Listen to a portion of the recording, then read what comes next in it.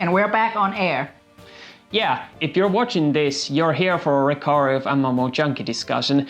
However, if you're here for BOFURI, go to the first part before proceeding with this. If you're only here for this, well, let's proceed.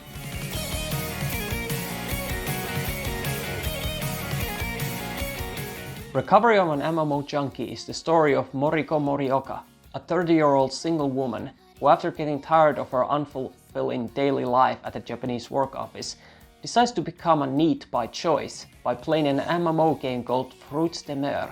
She creates a male player character named Hayashi and meets a fellow player named Lily, a female player character who helps her becoming better at the game and eventually also ends up joining the latter's Friends Guild. Moriko is having a time of her life and by chance also happens to meet a man called Yuta Sakurai, an office worker, while walking to a store one day, and the two form an odd friendship. However, her real life is slowly getting incorporated with her life inside the game, as she discovers other friends of her in the game might be closer than she initially first thought. So Brandon, how does it feel like to return to this show after watching it such a long time ago? Well, I will keep the same feeling that I have when I first watched it 1 or 2 years ago, is that this show is a very beautiful show with really good and engaging character development, a very natural hit-to-home story, but at the same time is, very wholesome, and everyone is also nice to each other. It does have its cute moment. Sure, it's not as, entertainment as BOFURI, but I think, it made it up for its, a sheer, vastly superior storytelling and character development. Well, yeah, but that's mostly because this show is not really about playing in an MMO game, although the first few episodes are mostly about that. But it's more about the personal relationship both inside the game and in real life. Even the game, even though they're playing, it's more about them typing and talking each other in there, and then also in real life as well. Characters! So our main character is called Morioka, or as she's sometimes called Mori. I think she's really unique as a main character.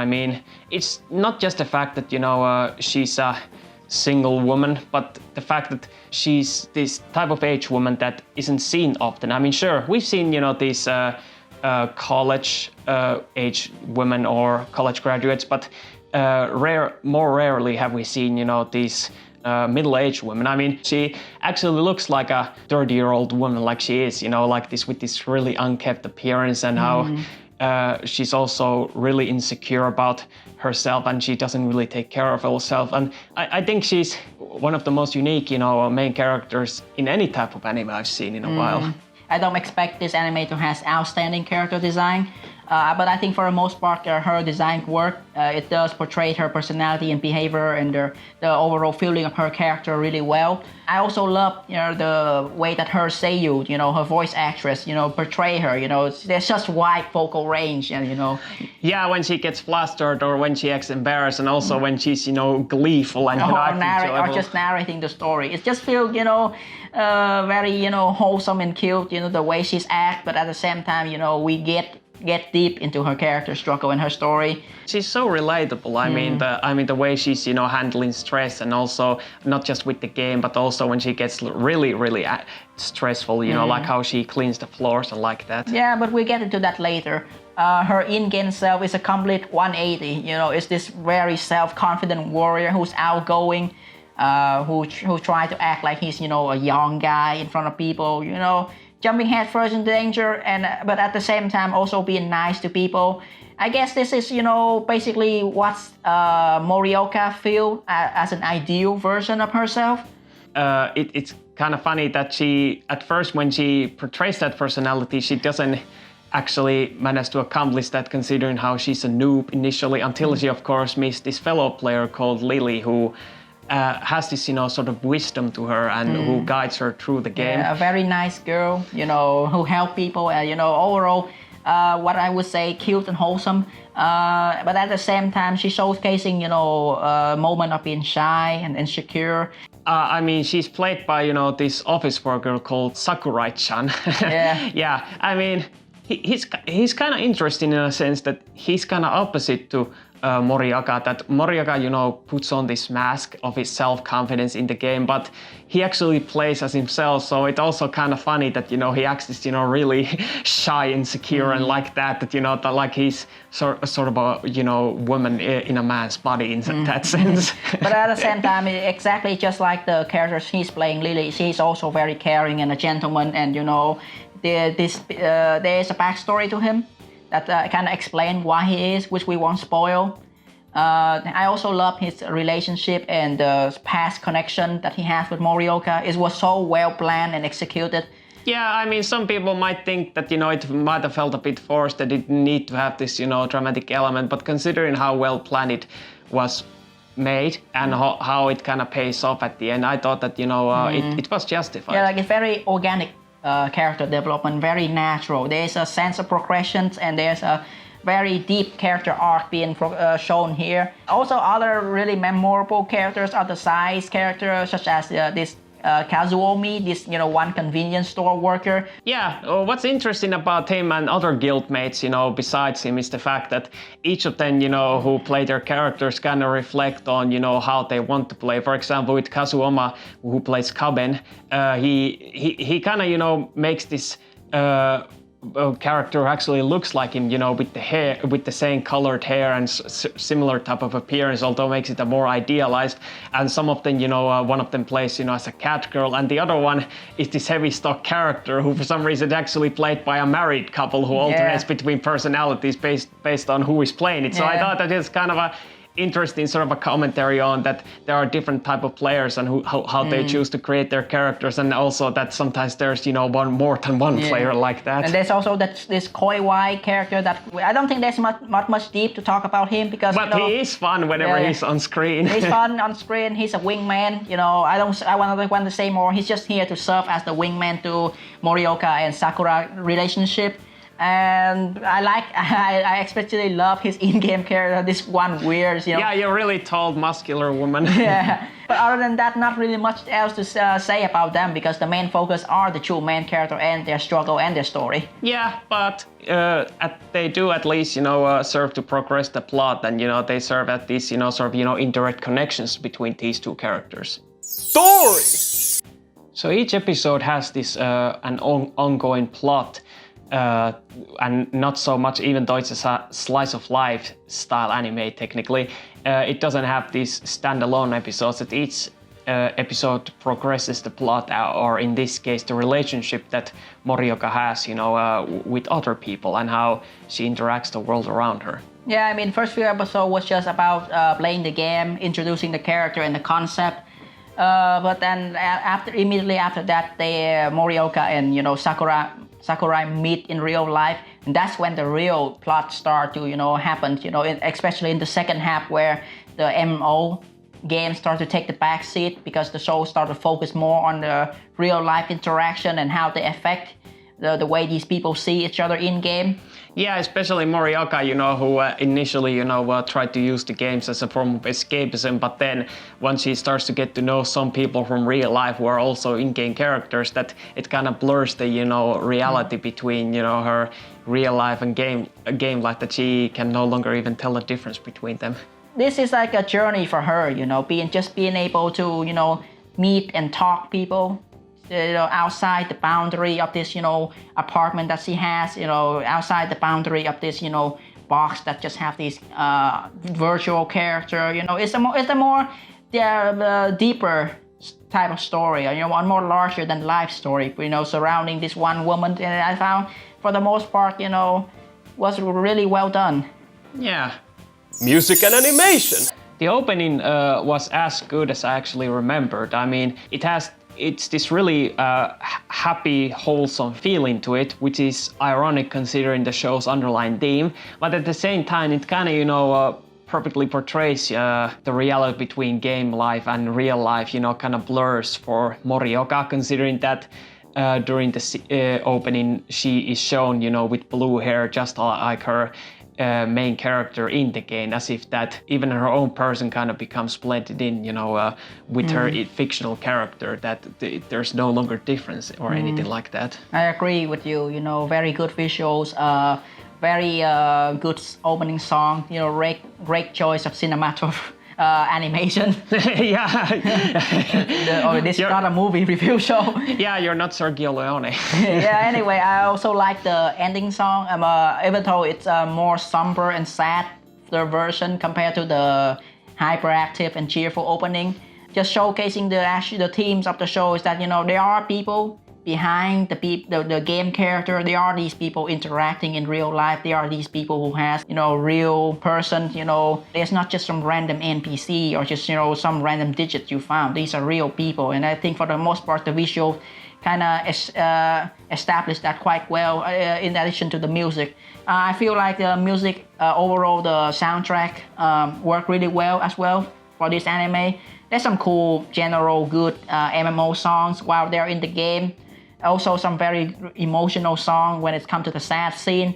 But I think, you know, some of the comedy scene use some really interesting choice of music. Yeah, I mean, I like the fact that well, the game, you know, sections, you know, have this sort of a fantasy music that then they should, but they sometimes, you know, in the real world, when there are these comedy scenes or some mundane scenes, you know, like going on a date or something like that, that they use this epic fantasy music to it, which it doesn't fit, but that's what makes it so funny, like in that sense.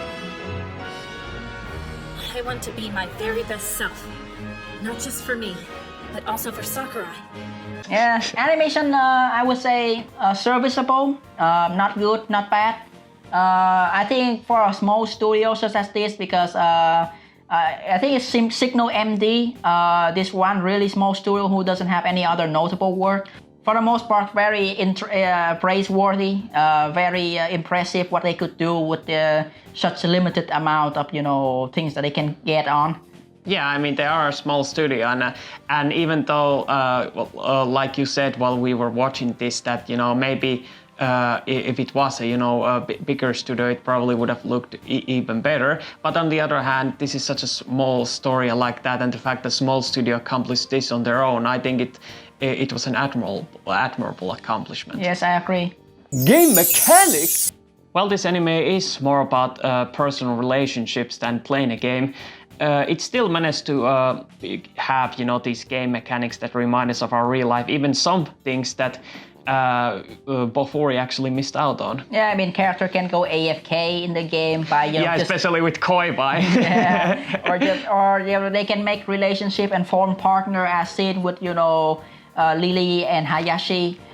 You can also have jobs that allow you to, you know, make money, you know, with, as seen with that fat guy. Yeah, like in World of Warcraft. Yeah, I mean, there is, you know, certain elements here that, you know, BOFURI doesn't have. Technically, you know, not that impressive because, you know, these are things that you expect to see in a game. What I really like is that there is a very good comedy value when it comes to the character dialogue and how they portray between the real life version and the in-game version. Yeah, I mean, it is shown a few times, you know, during the anime that that the game they're playing, you know, is sort of a turn-based MMORPG, but the way, you know, anime portrays it is, of course, sort of a, you know, dramatic representation. However, you know, what's funny is that it kind of has its combination of, you know, real life, you know, dialogue and then, you know, actual, you know, online dialogue, you know, like especially with Morioka, whenever she gets flustered or excited, you know, she starts stuttering like this. And she even goes to the effort of adding that into the actual keyboard. That's not true, and like that. Or and even then, the show doesn't forget that, you know, that there is things called emotes. You know, like when they put the, you know, cry emote or something like that. Yeah, she's just spamming the cry emoji, but while in the in-game, you know, Hayashi just keep crying. You know, it just feels, you know, natural. It adds more to the comedy value. You know, and I give the animation studio credit. They actually did their study well, and they incorporate these into the story for great comedic effect. And I think for the most part, it worked for this anime. Yeah, it's so all because, you know, we can relate from our own experience. Yeah. All jokes and laugh aside, even though this anime does have some comedy moment, surprisingly a very emotional anime, but in a very subtle way. You know, it's not one of those anime that goes out of its way to try to make you cry as hard as you can, like, you know, Anohana or Violet Evergarden with, you know, over dramatic, you know, sad scene. You know, it just has this really relatable sadness that, you know, most people can relate to, even like you and me. Yeah, I mean, Moriaka is actually a really good depiction of a person with depression, considering that whenever she gets flustered or agitated, she uses, this sort of a cleaning device that she, wipes up the floor with, even though there isn't any, cat fur there, although she for some reason has a cat clock on the table. But at the same time, it showcased sometimes, during her apartment that she has a lot of these trash bags that she hasn't even taken out. And not to mention, she doesn't really take care of herself in terms of appearance, considering that her hair is unkempt and even her eyebrows are closed. And I can empathize with that, since I can speak from experience that people with depression, have these different types of way of coping, whether it's playing video games or eating, pizza or, chocolate or other things, and, other things to, to distract themselves and, ease the stress a bit. The anime, masterfully portray these with very subtle, hint and character, expression. For example, we all know that Morioka is not really an ugly woman. She is very beautiful. But she just has this huge insecurity for herself that she thinks that the way she dressed and her hair, the way it looks, doesn't stand out, doesn't make doesn't look appealing to the opposite gender, to the people she's talking with, which is completely false. There are scenes in the anime where she is as she is, unkempt and looks messy like that. But when people look at her face, they still blush, like the guildmaster or even Koiwai, Yeah, and also the fact that, how she has isolated herself, from other people. I mean, whenever she goes to a convenience store and, she buys some food and some new in-game purchases for the game that she's playing, and how whenever her stomach starts to growl loudly, that she feels this embarrassment, and the fact that she doesn't want anyone to see that she's, buying these, in-game purchases, for this MMO game, because, she's constantly thinking that what exactly are people thinking inside their heads, like that, oh, some middle-aged woman, playing games like that, that, how pathetic, like that, but it's all in her head. But that's, but that is relatable, because that's exactly, what, people with depression do, that they just assume the worst from people, that, that they just think that they're a loser or someone that nobody cares about. And that all stems from the subtle portrayal of this social commentary regarding, Japanese work ethic, because in her former workplace, which is an office, especially in that, one sequence where it's act like a nightmare, you've seen these many faceless worker, depiction of, very realistic descriptions of Japanese workplace environment, how, it is a pitfall, when you go in, you just work yourself until you die. It's, blue collar work in a Japanese office environment is basically signing your own death sentence. Yeah, I mean, they even had that Japanese term to it, was it kairose or something? Yeah, and it just kill you inside, both physically and mentally. You just want to find yourself this, place where you can forget all of that and escape, And this is not Brandon deep talk, I'm not a philosopher. yeah, of course not. But we all are human, and sometimes we want to enjoy our little tiny bit of escapism, and this is also the theme of the anime, escapism.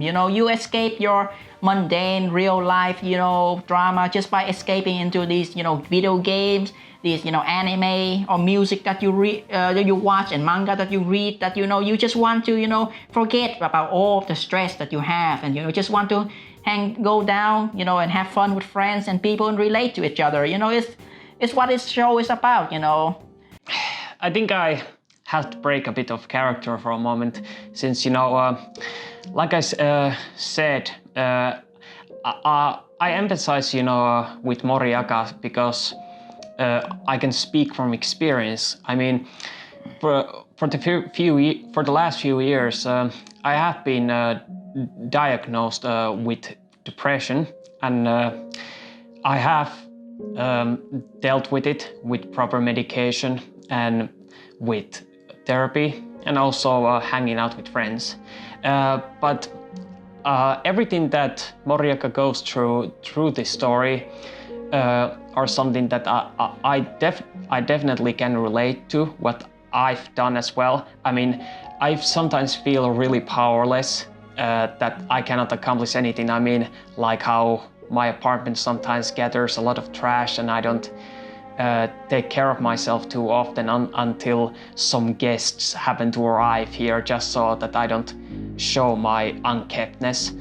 But what I really liked about Morioka was the fact that the solution that she kind of presented towards the end, where Sakurai talks to her, and how when she addresses her own insecurities, he says to her one simple line of that, you are better than you think you are, and there are other people who think the same way, and how you should be more self-confident about yourself. And it kind of made me choke up a bit, because I had similar experience during my school time when with a friend who I was doing a group work with,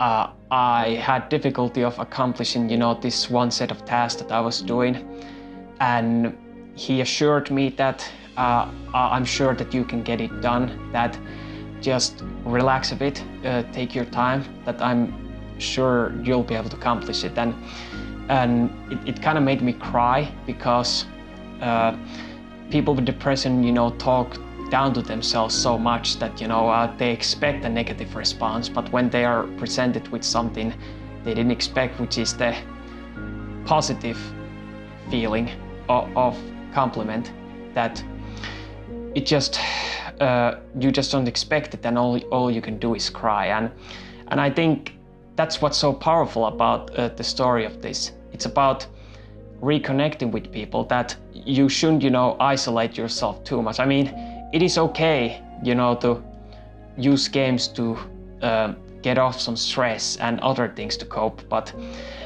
the only way to get forward in life and start feeling better about yourself is reaching out to people, listen to them, listening to your friends, and and not isolating yourself away from everyone, that and listen to their encouraging words. I mean, that's kind of what I have been discovering by myself during these years with therapy, and with the friends that I have, just like you, Brandon. Oh, thank you. Conclusion. Well, recovery of MMO Junkie is not as entertaining in terms of action and other entertainment value as BOFURI. I think this anime kind of reminded me that while I usually judge things based on how much I personally enjoyed them, I think when the one thing that kind of trumps that is how anime makes me feel about things that I don't usually don't.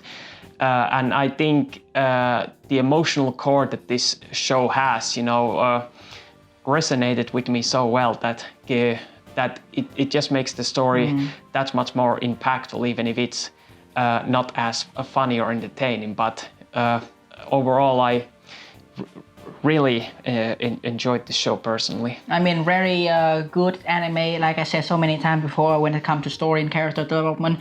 Very relatable plot, we all play online game at some point in our point of life, we all have friends online, we always wonder who are the person behind the scene, behind the screen that talk to us, how our interaction meaningful with each other. This is not, Brandon Deep Talks again.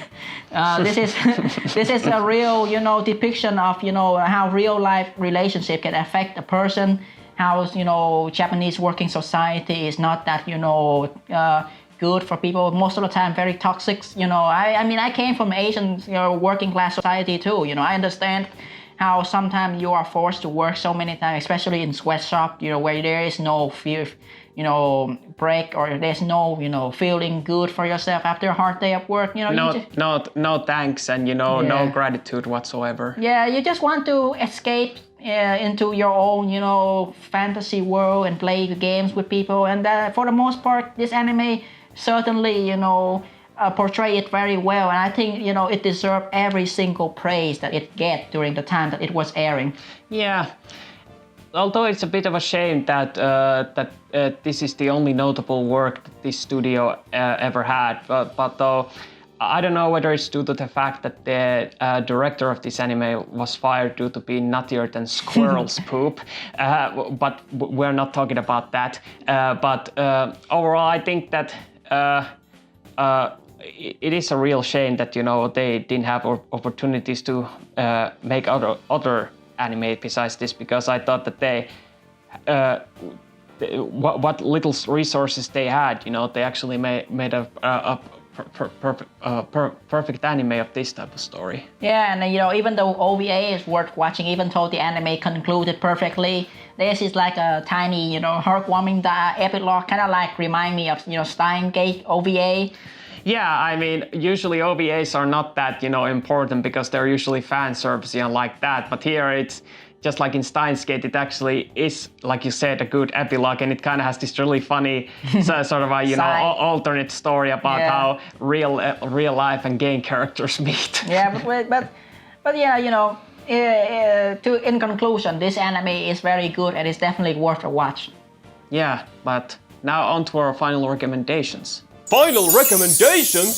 So it's time for the final recommendation, and I think it goes without saying, but I've definitely gave my recommendation to Recovery of an MMO Junkie. I don't think BOFURI is a bad anime in a sense. It was very entertaining. There are enjoyable moments, but I want an anime that is relatable to me, that speak out to people like me and Giman, that we are gamers, and we are also humans, beings that interact with each other. We have long-lasting bond of friendship. This anime speak a lot to us like that.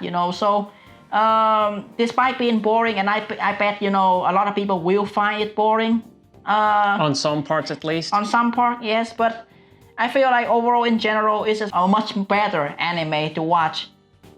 Yeah, I mean, sure. I do agree that the story flow, on some parts in Recovery of MMO Junkie is not entirely perfect. I mean, sure, the relationship between Morioka and Sakurai might sometimes drag its feet a bit too long, but considering it's only 10 episodes long and at least it's accompanied by occasional good humor with the game inside, and also Morioka's really varied, funny expressions, which I kind of forgot to mention. The facial expressions he makes, animators did a really good job. But while I technically could say I enjoyed BOFURI a bit more in terms of entertainment value, but I would still recommend, MMO Junkie way more, since because it kind of spoke to me personally, more.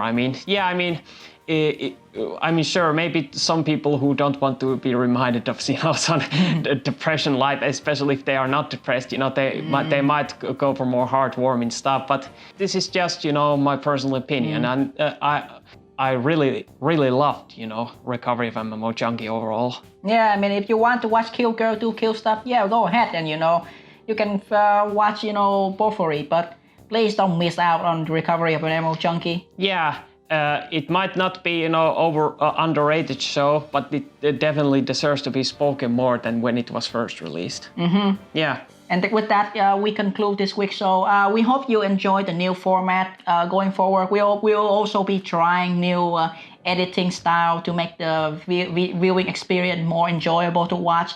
We hope you have a pleasant weekend. And as always, we'll see you next time on another edition of The Midnight Cable.